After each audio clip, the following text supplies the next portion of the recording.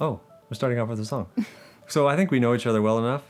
We're about 8 videos into our relationship. It's now time to talk something pretty controversial. Oh my. And that is organic versus not organic. To be or not to be. Heirloom, GMO. I'm gonna let my brilliant wife share with us about non-GMO. No, heirloom. Talk to us about heirloom. I like heirloom seeds. I like heirloom seeds because, you know, when you have like that special something that's heirloom that your family gave you that belonged to your great grandmother or something that's been passed down, that's the concept of an heirloom seed. It's been around for a long time. Like maybe your great grandparents had that same flavor of tomato and now you can grow that same flavor of tomato. I just think it's so cool to know that it's just something that's more ancient.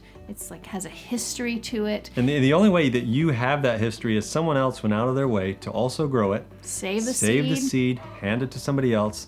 And it's like you keep this heirloom seed alive. And some of the best flavors come from heirloom plants, at least we think so. I think so, especially for tomatoes. And heirloom usually means it's the more unique varieties, the more like special names you never hear of.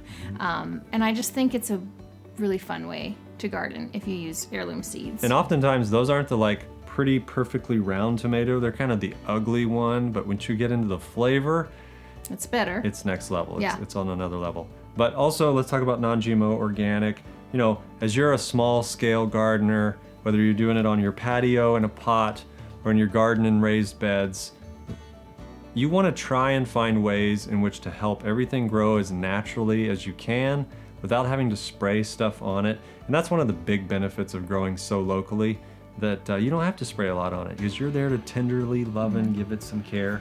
And so heirloom's where it's at.